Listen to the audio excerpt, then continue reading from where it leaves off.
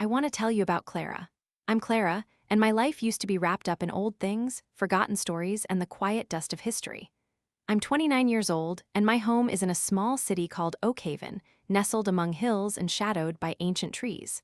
My world revolved around Croft's Curios, an antique shop that was more of a museum of forgotten dreams. I didn't just sell dusty trinkets, I breathed life back into them. I was the one who carefully cleaned the tarnished silver, mended the broken porcelain, and painstakingly restored the fading colors of antique paintings. I had a special touch, a way of seeing the stories etched into every crack and faded pattern. It was my passion, my quiet refuge from a world that often felt too loud and too fast. I loved the smell of aged wood and old paper, the thrill of discovering a hidden detail, the satisfaction of making something beautiful again. This job, despite its challenges, was everything to me. It was where I belonged, but there was a problem, a shadow that hung over my beloved shop.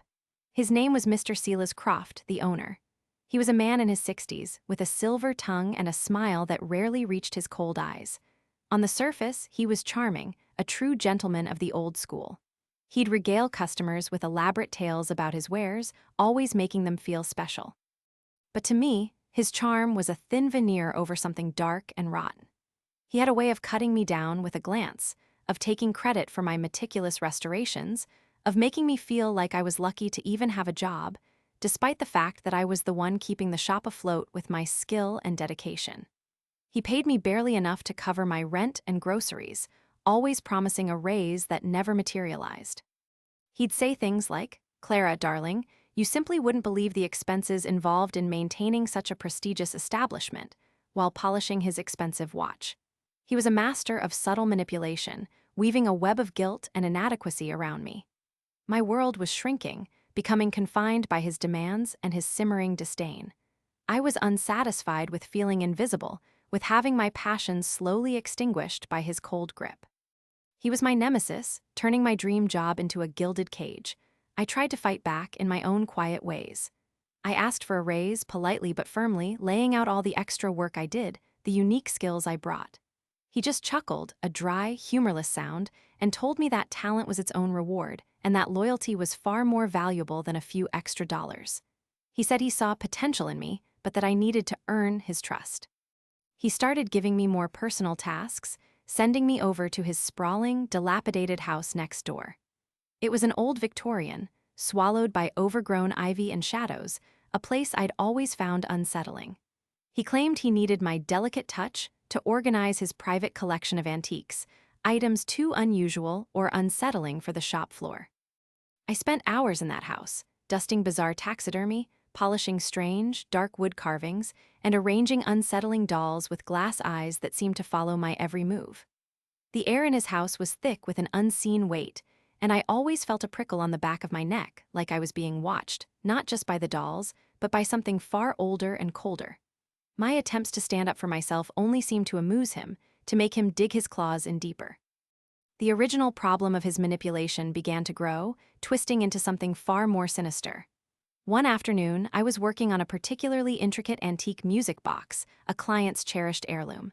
It had a secret compartment, cleverly hidden beneath a false bottom.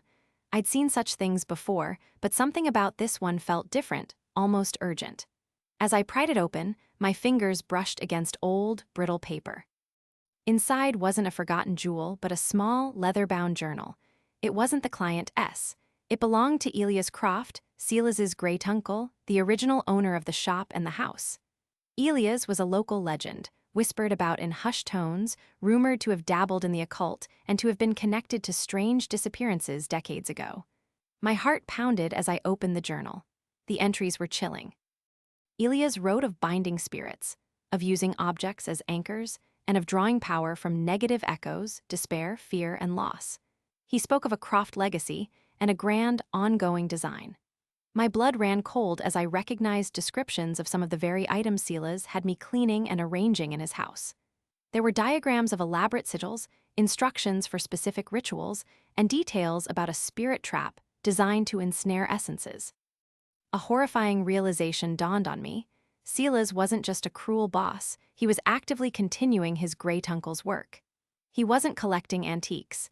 He was collecting something far more sinister, perhaps even souls or energies, and I, along with others, were unwitting participants, contributing to his dark machinations. I couldn't just leave it alone.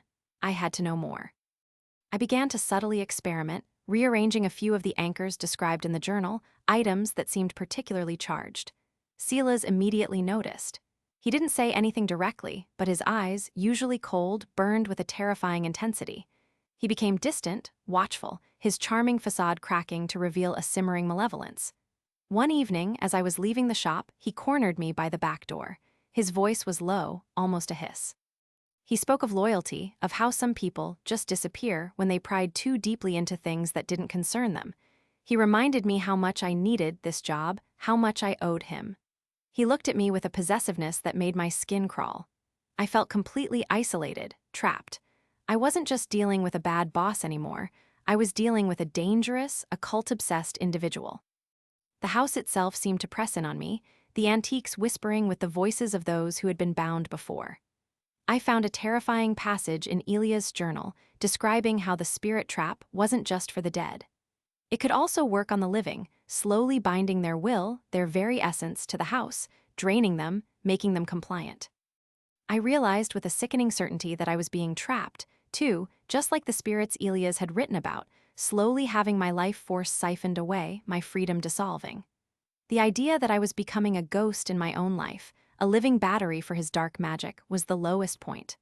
All hope seemed lost, but even at my lowest, a spark of defiance, of pure, unadulterated rage, ignited within me. I couldn't just let him win, let him turn me into another one of his nameless, silent victims. I realized then that I couldn't escape by conventional means. He had woven himself too deeply into my life, into the very fabric of Oakhaven. My only recourse was to fight fire with fire, to use his own dark knowledge, his own twisted legacy, against him. I devoured Elia's journal in secret, poring over every cryptic passage, every chilling diagram. I discovered that there was a way to reverse a binding, or more powerfully, to redirect it. It often required a willing participant, or victim, and specific timing. The journal spoke of the new moon as a time of concealment and reversal, when the veil between worlds was thinnest, when intentions could be truly warped. I began to identify the specific, final components for a ritual, objects Silas had been hoarding in his forbidden, locked study at the very back of his house. I knew their locations, having cleaned and dusted them countless times under his watchful, unblinking eye. The night of the new moon arrived, a thick, inky blanket over Oakhaven. My hands trembled, but my resolve was cold and hard. I waited until the dead of night, slipping through the back door of the shop and across the small, overgrown path to Silas's house. The old house loomed, a monstrous silhouette against the starless sky.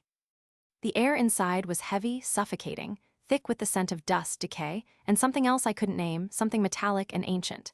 Every creak of the floorboards echoed like a gunshot. I moved like a ghost through the labyrinthine corridors, guided by the moonlight filtering through grimy windows and by the intimate knowledge I had gained from months of cleaning and from Elia's journal. I reached the forbidden study, the door usually locked and guarded. Tonight it was slightly ajar. A trap. Or a sign of his arrogance, I slipped inside. The room was a chaos of occult symbols, strange relics, and human bones. My breath hitched. He was even more depraved than I had imagined. I began to work quickly, silently, following the precise instructions for the reversal ritual. I gathered the final items: a polished black scrying mirror, a vial of murky liquid, and a small, silver locket I recognized as belonging to Silas's mother. The journal stated that a personal item of great emotional significance, especially one linked to ancestral trauma or pride, was crucial for redirecting the binding. I carefully placed them on a worn velvet cloth on the floor, arranging them in the pattern described in the journal. I was almost done, my heart hammering against my ribs, when a voice, soft as a snake's hiss, sliced through the silence. "Clara, Clara, such a curious little mouse." Silas emerged from the shadows, his eyes glinting. He wasn't smiling. The charming mask was completely gone, revealing the true monster beneath. "Did you truly think you could outwit me, my dear? I knew you were too inquisitive for your own good. My great-uncle had the same problem with his apprentices, always poking where they didn't belong." He advanced, a predatory gleam in his eyes. "You see, Clara, I wasn't just binding spirits. I was preparing the ultimate anchor. I was preparing you. Your unique energy, your empathy, your knack for finding the forgotten, it was all so perfectly suited for my grand design. You would have been my eternal assistant, bound to this house to me, feeding my power for centuries to come, just as Elias bound his own apprentice. A glorious legacy, wouldn't you say? He lunged. But I was ready. I had anticipated this, knowing he couldn't resist a final monologue, an opportunity to gloat. As he came at me, his fingers outstretched like talons, I reached for a small, intricately carved wooden box I'd secretly placed in the ritual circle. With a swift movement, I flipped open its lid, revealing a small, sharp shard of obsidian. Just as his hand grazed my arm, I pressed the obsidian point against his wrist, drawing a single, crimson drop of his blood. The journal had emphasized the power of the blood of the binder, a way to turn their own essence against them. I quickly flicked the drop into the murky liquid in the vial, which instantly turned a sickening, phosphorescent green. No, Silas screamed, his eyes wide with a sudden, dawning horror as he realized what I was doing. He knew the ritual. He knew its power. I quickly poured the glowing liquid over the arranged items, chanting the words I had memorized from the journal, words of reversal and redirection, words of binding the binder. The air crackled with unseen energy. The symbols on the floor began to glow, mirroring the vial's green light. Silas stumbled back, shrieking, but it was too late. The energy of the ritual, fueled by the centuries of negative echoes he and his great-uncle had cultivated, coalesced. It didn't bind me. It twisted, spun, and snapped back not just on his physical body, but on his very essence, on his dark, greedy soul. A guttural, unearthly scream tore from his throat, not human, but something ancient and raw. He staggered, clutching his chest, his face contorting into a mask of pure terror. The objects on the floor glowed brighter, and the very walls of the study seemed to absorb him. His body began to contort, to shimmer, to fade. He didn't physically disappear, not entirely. He became a part of the house, another curiosity in his own collection. His physical form remained, slumped to the floor, but his essence, his spirit, was irrevocably bound. He was trapped. Not in a physical cage, but in an eternal, horrifying loop within the very walls and objects he had once controlled.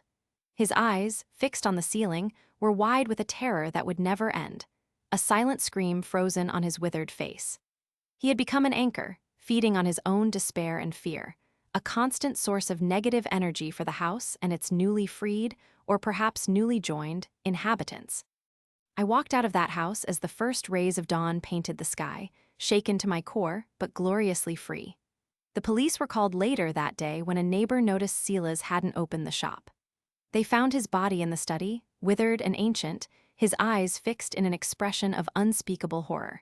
They ruled it a heart attack or natural causes, mystified by the sudden aging but ultimately finding no foul play. There were no other heirs, and as the de facto manager I eventually took over Croft's Curios. I renamed it Clara's Curios, scrubbing away every trace of Silas's darkness. I sold off all the unsettling objects, the ones that hummed with a malevolent energy, replacing them with items that told stories of beauty, of joy, of true history. I transformed the shop into a place of light, a refuge for those who appreciated forgotten treasures. I found peace and, strangely, success. My passion, once almost extinguished, bloomed brighter than ever before, but the consequences of my choice were deeper than mere revenge. One quiet afternoon, months later, I was polishing an ornate, silver-backed mirror that had always hung in Silas's private study, one that I hadn't been able to bring myself to sell. I kept it in the back room of the shop, facing the wall. As I wiped away the dust, a faint, fleeting reflection caught my eye, not my own, but a distorted, horrifying image of Silas. His face was still twisted in that mask of terror, his eyes wide, his mouth agape in a silent, eternal scream. He was trapped behind the glass, an unseen torment in the silvered depths. He was still there, a part of the house, his suffering feeding the very objects I now owned, the very shop I had reclaimed. And sometimes, late at night, when the shop was empty and the streetlights cast long shadows, I could still hear it. A faint, distant whisper, a bitter moan, carried on the wind from the old house next door. It was Silas, still bound, still suffering, just as I intended. But sometimes, in the deepest silence, I also thought I heard other sounds, faint, spectral echoes that weren't Silas. Perhaps his great-uncle's previous victims, now freed to wander the house, or perhaps they too lingered, spectators to Silas's eternal torment. His presence was a constant, chilling reminder of the darkness I had faced, and the darkness I now, inadvertently, maintained. It was a victory, but one that echoed with an eternal, haunting chill.